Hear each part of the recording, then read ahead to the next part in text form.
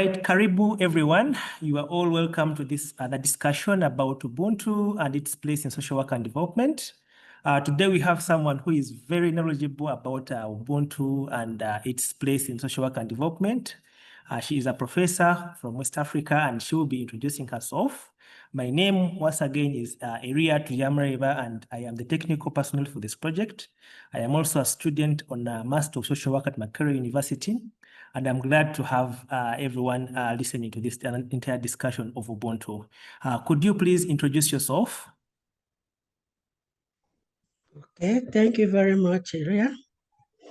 I am Professor Chinwe Nwanna from the Department of Social Work, Faculty of Social Sciences, University of Lagos, Nigeria, West Africa. Yeah, I had a diploma in social administration and administration. My university is the first university to have a diploma in social administration and development, social development and administration, which is social work. And it started in 1969. But we started BSc social work in 2007. Yeah, I was employed to teach social work in the Department of Sociology in 1998. I had my master's in public admin, specializing in social policy. My BSc in sociology, also specializing in social work. Then my PhD in sociology, again, specializing in human rights of vulnerable people, particularly the people living with HIV/AIDS. In fact, my PhD thesis is titled Socioeconomic Status and Discrimination Against People Living with HIV/AIDS. And since that 1998, I've been teaching in the Department of Sociology until 2018, when the Department of Social Work was created. All right, thank you so much, Professor, for that ample introduction of who you are and where you're coming from. Now let us dive into our discussion about Ubuntu, and right now we shall be talking about your early understanding of Ubuntu. And could you explain to us, or could you share with us some of the words that depict Ubuntu from Nigeria? Could you share some of those? Well, one thing you should know is that Nigeria is a multilingual country. We have over 300 ethnic dialects. So the issue of Ubuntu having one common values or one common value or one common concept for Ubuntu will be very, very difficult. So I'll be speaking from my own ethnic group, Igbo. I'm from Igbo extraction in the Southeast Nigeria. So we have some of the values like Igwebike. You must have seen it in our study. Igwebike means the number is strength. Okay.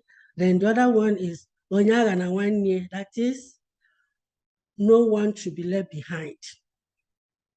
Okay. And the other one is Oranazunwa. Oranazunwa means collective child rearing. We have so many of them, right? So let me just stop here. All right. Thank you so much, Professor, for sharing some of those sayings and proverbs from Nigeria.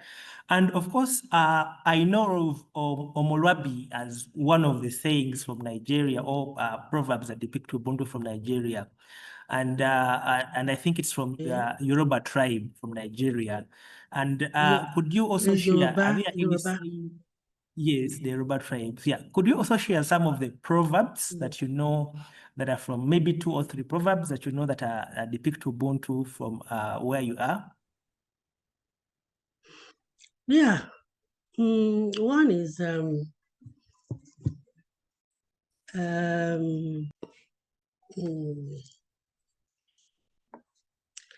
ife okenye nọ n'anị fụ, nwata nọ n'enu will not see it.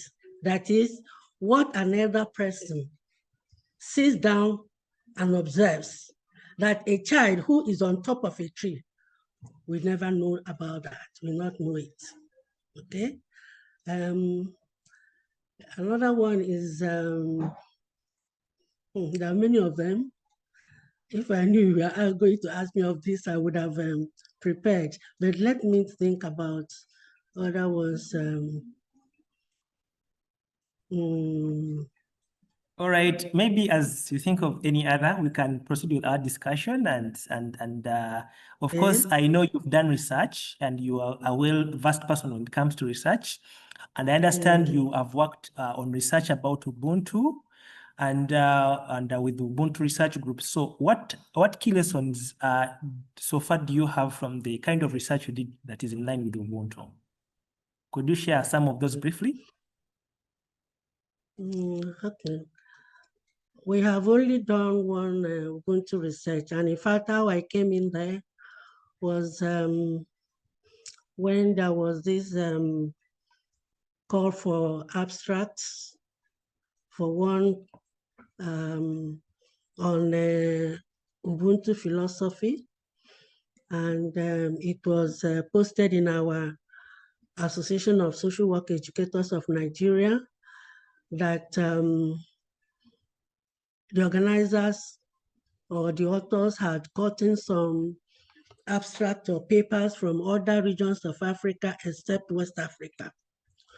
So that they were looking for papers from West Africa. So what I did was to invite one of my colleagues from Department of Sociology and my doctoral candidate. So we put up an abstract on collective child rearing in Igbo land as a panacea to juvenile delinquency, a philosophical analysis. So after the paper was published, I was now invited to join the Ubuntu research group. And then we conducted this research on Ubuntu, collecting values about the names and values known to African countries.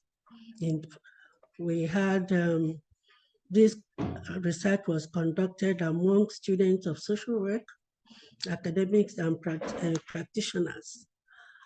And we collected some names, which I've mentioned.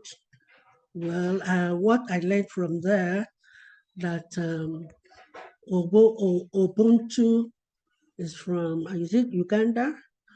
And Ubuntu from Tanzania. So, but you will find out, because some of these Southern African or Central Africa, they have one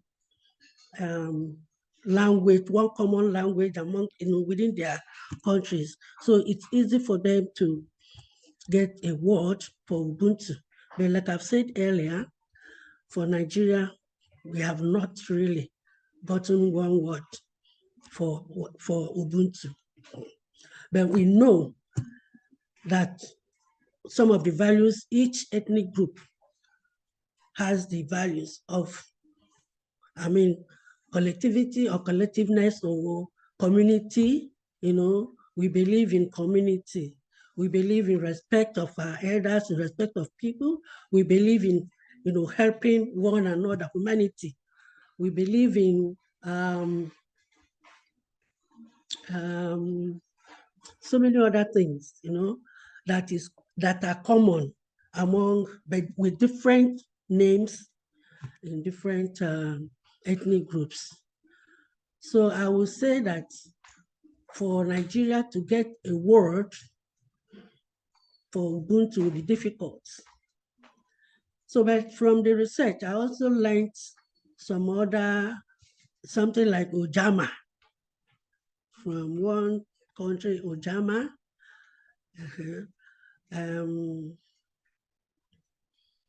I also learned that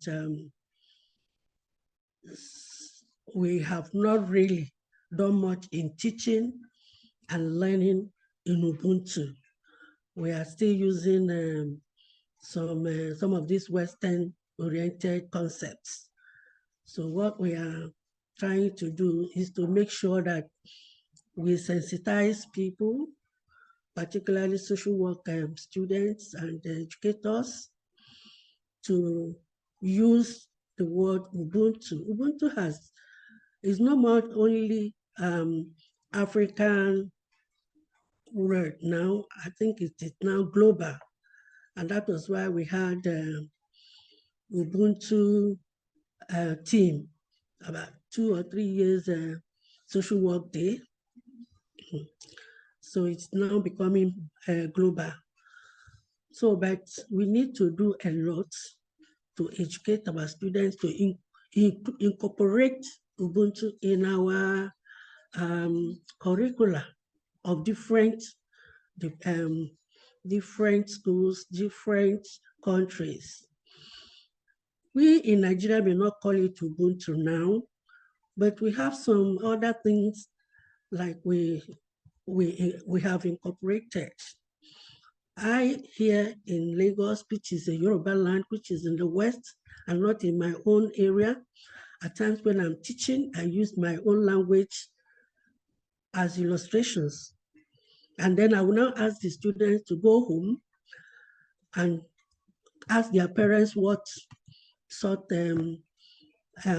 concepts mean in their own languages. And they'll come back and, feed me so that everybody will be on the same page so that they will understand what Ubuntu means. So, and I also, from the study, I also found out that we need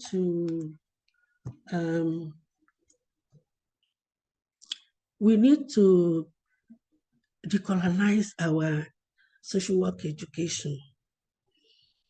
We are still being guided by the Western or European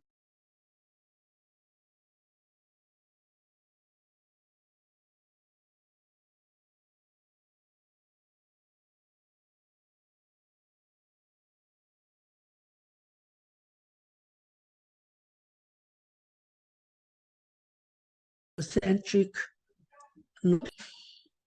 So, but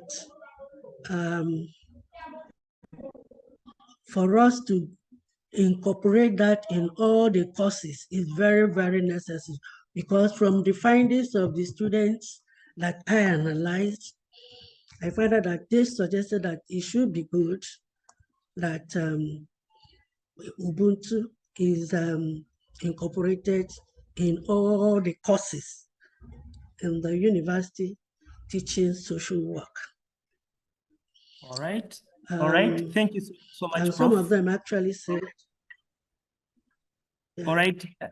Thank you so much, Prof. I'm sorry for cutting you short. But there is something you mentioned about education, and I think it was part of the recommendation that they're trying to give.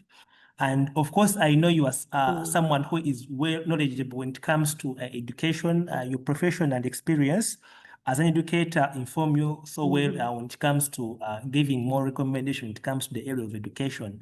And so how can educators benefit from Ubuntu, or how can the use of Ubuntu be used effectively in education? And what are the barriers and facilitators of using Ubuntu in education, and how can these barriers be overcome? Yeah, what do you think about that?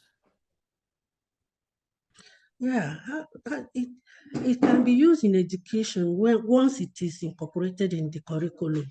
For instance, in Nigeria here, we have National University Commission This is a government agency that is responsible for higher education in Nigeria. They come for accreditation. So when such things come, we incorporate it in our, like I've said, every course should have Ubuntu. In whatever, whether you are teaching introduction to social work or you are teaching any other thing, try to incorporate some Nigerian values that will bring up the, whatever you're teaching in Nigerian context. That is Ubuntu. And if you can use some of the concepts to illustrate to the students, like I've told you, sometimes I use my own Igbo language to illustrate to the students. But for them to understand and comprehend what I'm saying, I'll give them an assignment to ask from their parents or from their relations what it means in their own languages, because the classroom is made up of people from different backgrounds, from different ethnic groups. So even when I'm giving assignment or exam, I'll ask them to illustrate that in their own language. From there, they learn from me as an Igbo, and I learn from them as any language they're speaking. So, and we have to make sure that we publish in, books, because some of the things that came out from the study, the students said that it would be good if they would have more literature in Ubuntu. And we found out that most of the literature that we have now in Ubuntu come from Southern Africa, because most it has been there all along. We people have been studying and publishing in on Ubuntu. But got much of that in this part of the Africa, that is West or Western Africa, or even from Nigeria. So I will encourage our colleagues to publish more on areas concerning Ubuntu, so that we have books that our students will learn from and depend on. And then again, we can also, from the studies, the students suggested that we can have some visiting lecturers to come and teach them, some of these things. Since we, particularly in Nigeria, it's something new to us. So if we can invite people from either Southern Africa or Eastern Africa to come as lecturer, even if it is for a month or two, to teach them, it will help. And field work also, they mentioned something about in the community and not just in social work agencies. So that will also help them to learn some of the things, some of the values of their areas. I think this is much I can say for now about education. All right. And thank you. Thank you. Again, we can also have workshops and workshops and seminars, to educate our colleagues. If we can invite people from Southern Africa, we have workshops, seminars, let them come and teach us. I'm talking about lecturers now, teaching lecturers, not the students, because we cannot give what you don't have. So, but when this capacity building is done among the academics, then they will be able to impact the knowledge on the students. So thank you very much. Thank you so much, Professor. And you really shared a lot of comprehensive recommendations of how Ubuntu can be accelerated in terms of having it well practiced when teaching and also in research as well. Maybe to add on more to what you've been sharing, could you also briefly share how Ubuntu can still be accelerated in regards to research, and how people can really enhance and use Ubuntu more in their research findings and their research practice? What I will suggest, or what I will say, is that people will be encouraged to do more research on Ubuntu. You know, people should go into their communities, into wherever they are within Nigeria or within West Africa, to study the values. It is those values that will form what we are calling today Ubuntu. And then, and when we have more of this literature from Southern Africa, from Eastern Africa, as part of literature you have to review, so that you now know how to conduct your own research and be able to solicit for the information, required information. And then as the result of that research should be published, the findings should be disseminated in conferences, in workshops, in seminars, to disseminate the information about it. By so doing, you create more awareness about Ubuntu, and then people will now start having interest in studying Ubuntu, doing research on Ubuntu. Again, we can also encourage our doctoral candidates, master students, to write their projects on Ubuntu. This will encourage them to search and study Ubuntu. And by so doing, the information will be spreading to different levels. Thank you very much. All right. Thank you so much, Professor, for that insightful submission of how we can enhance and accelerate the use of Ubuntu in research. And now let us dive into Ubuntu in education. And of course, you know, Professor Omona from Makerere University, he wrote and said that education must achieve the following. So he gives a drop down of different things that education must achieve. And the very first thing he says that education must achieve preparationalism, and by this it means all preparedness. And in Runyankore Oluchiga they say obwetejechi, that is to be prepared. And he says that education must prepare children for the future economic, social, political, and cultural roles in the family, in the tribe, in the clan, in the community, and society. So what do you think about what Professor Omona says in regards to education playing the role of preparedness? In regards to, would you share about that? Whatever he has suggested is good, but like I said, if you don't have the knowledge, you will not be able to impact it to your student, whether it is in primary school or secondary school or.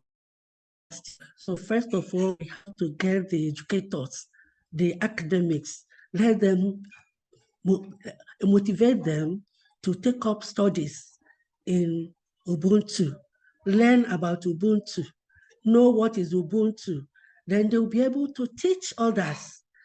If I don't have the knowledge, I will not be able to teach.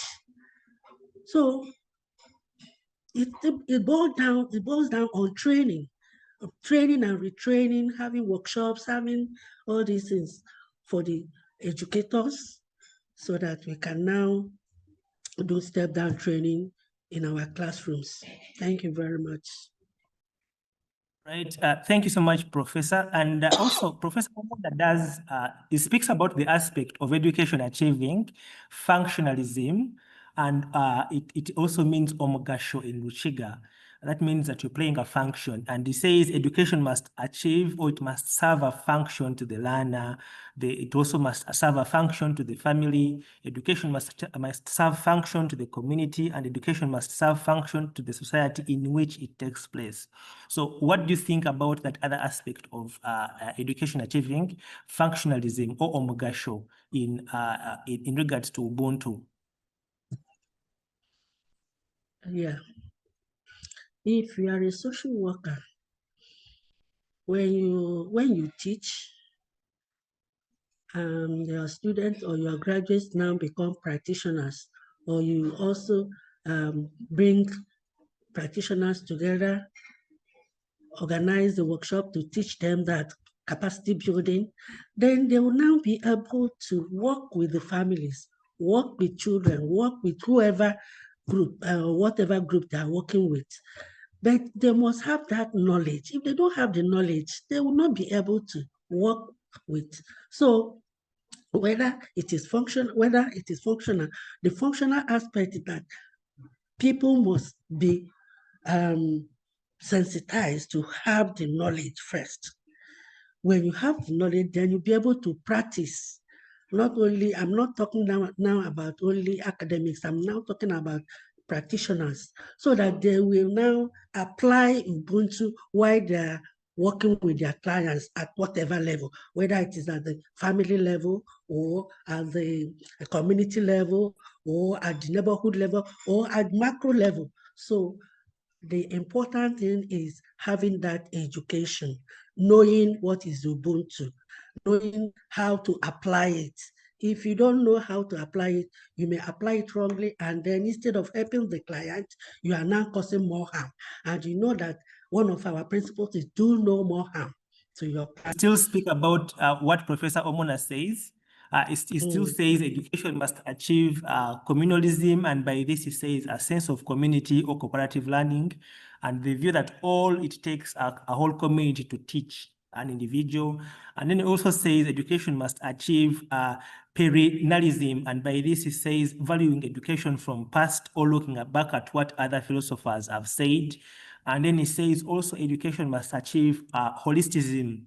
And by this, it means education must value the knowledge of the past, looking back at what other African philosophers have said. So what do you think about what Professor Omuna says in respect to communalism, perennialism, and holisticism, or being holistic? We are saying the same thing. I'm still repeating it. When lecturers teach, the practitioners will now go, because what are we talking about? I have said that some of the values of Ubuntu are communism, communal living, or doing things with one another, helping one another, and it should be holistic. Yes. If you don't have the knowledge, the education we are talking about, what it's saying is that we must incorporate it in our curricula and teach them so that the people should understand, either the student or practitioner should understand. And when they understand what it is, they will be able to apply it in their practice. Otherwise, it makes no sense. If I don't understand it, then I will not be able to even work with the community members. I will not be able to apply the holistic aspect of it, whether starting from the individual as a person or a person in the environment. You have to understand. If you don't understand, you will not be able to apply those things. That I'm still saying it, that we have to teach, organize workshops, capacity buildings, seminars to whoever that is working either as a practitioner in the community or in the health sector or any other sector, but they must understand what Ubuntu is. They must know the values of Ubuntu. They must know how to apply it. Otherwise, it will bring out negative consequences, which does not help us or which do not help us. Thank you. All right. Thank you so very much, Professor, for sharing those beautiful insights in regards to how Ubuntu can be used in our education and how it can be used to shape education. And of course, you know, a Ugandan theorist called Pius Zirumu is credited for coining the word orature, and orature meaning oral literature. Most, of course, Ubuntu knowledge is oral. So how important is orature or oral literature and the language in African education? How important is it? Once again, how important? Very important. But that was what we were using before colonization. We never had schools. Our parents, our forefathers, they were telling us what happened, histories, from one generation to another. That was oral history, oral teaching. Whatever values we learned, it was from them. That you must respect your elders, it was from them. They never went to school. Okay, so with the modernization now and people becoming individualistic and they're no more interested in communism or communal living, that's one of the problems we have now. It will be difficult, except we go back to the basics. Except we go back to the basics. And it is difficult to go back to the basics. Why? A lot of people are emigrating to other countries. For instance, in Nigeria, we have this, what we call Japa syndrome, where many young people have migrated out. I was saying that my father, used to tell us stories and from the stories we are learning about our culture, about our norms and values. But what I'm now saying now is, these days, parents go to work to come back late. By the time they will come back, their children were already in bed. So no more storytelling. And they depend on what the children learn from school. Even to the extent that after school hours, the children are left in the schools to continue what we call lessons, because the parents are at work.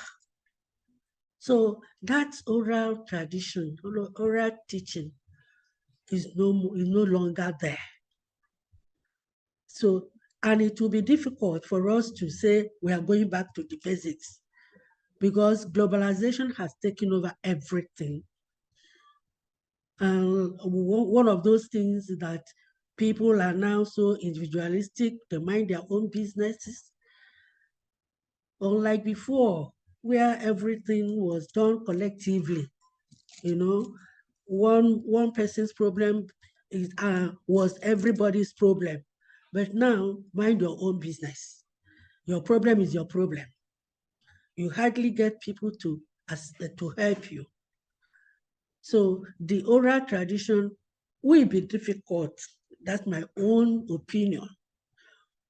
With the globalization, with the rate of immigration, rate of migration from the rural areas to the cities, it will be difficult.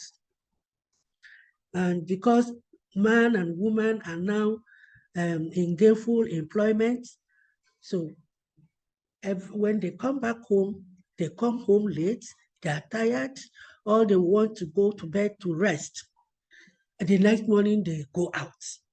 So oral tradition, I'm afraid it may not be possible, but if we can do it, it will be good. It will be good. Thank you. All right. Thank you so much, Professor, for sharing those insights of how orature is important in education. And my last question to you as we wind this discussion up is, of course, globally, philosophies from outside African dominate social work education, and how can this be addressed, and what can we do, or what can other philosophers do to contribute, not just a few. Globally, philosophies from outside Africa dominate social work education. So how can this be addressed so that we have all philosophies contributing, not just a few philosophies contributing to social work education? By embracing Ubuntu and making sure that everybody knows about it. By decolonizing the education, by indigenizing our education, our knowledges. Let us bring African knowledges into social work, because some of their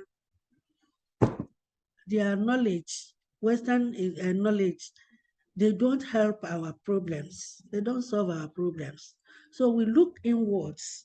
Those things that solve our problems, let us incorporate them. Let us accept them. Let us bring them onto the board and use them. We forget that, mind you, because most of these African countries were colonized by Western people, and they were the ones who brought in the social work to us. And all along, we've been using their own ideas, but they are not helping us. So what we have to do is to make sure that whatever curriculum we are developing must bring in our own context, our indigenous knowledge, and how to apply them, using our own illustrations, our own knowledge to educate our students so that they leave off most of those things.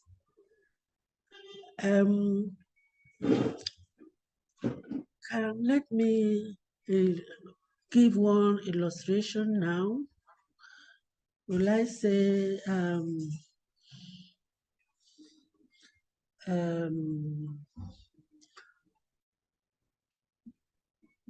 all these small industries or small scale industries, instead of trying to borrow ideas or knowledge from the Western people, we can use our knowledge, how to do it in our own. We are doing all this before they will now come and tell technology every day. Well, look at what we are going through now. Social media, AI now has come in. And that's the worst of it. AI trying to tell us what to do and what.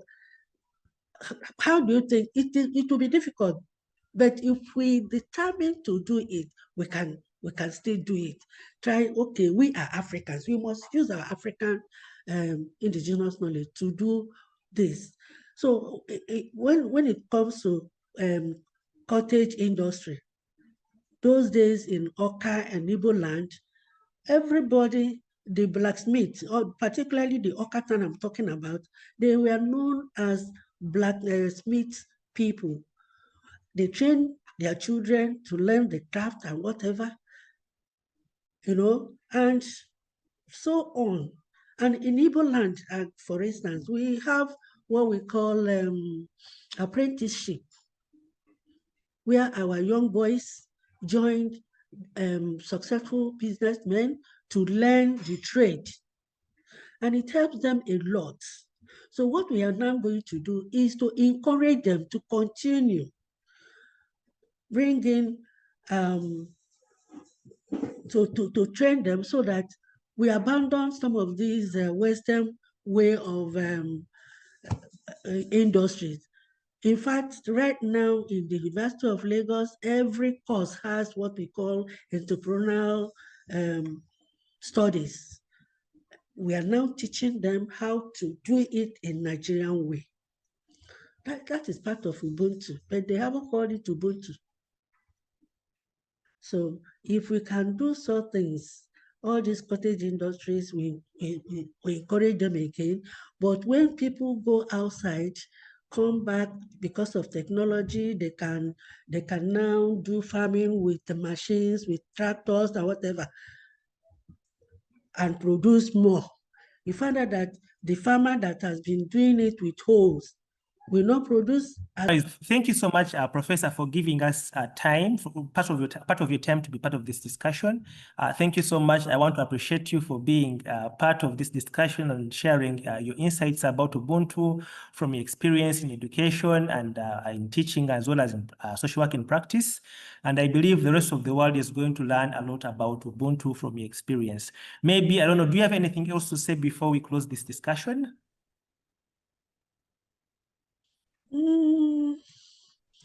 The only thing I want to say is that we should continue, we will not relent, we will not be discouraged.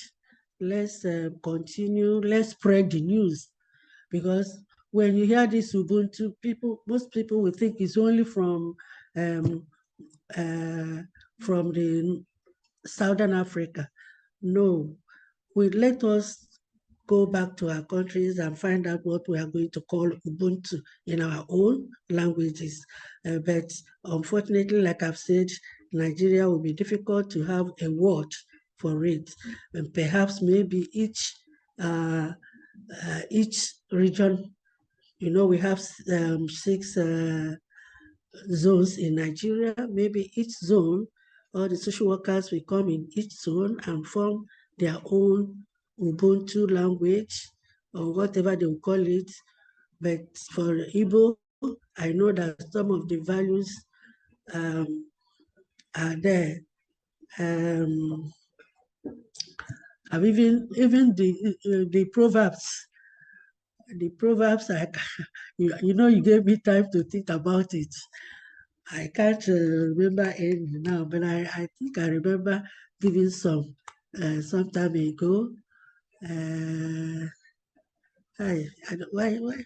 Why the thing? Why is it so? They run away from me. But we have something like Nwanna the number. Nwanna the number. There are some that it means you have a sibling in another town. What it means, you have a very good friend that both of you do things together as you were relations, but you are not relations. So you appreciate that person, the person appreciates you and calls you Nwanna the number. Then another one is Rapu ife dị na moto, banye na moto. That is, leave what was written on the vehicle and enter the vehicle.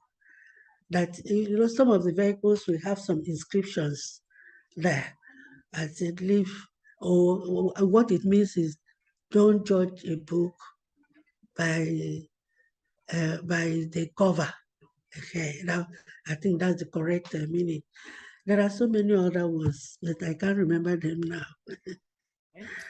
Right. Thank you. Thank you so much, Professor Nice. Nwanna, for taking off time and for that insightful Professor submission. Nwanna.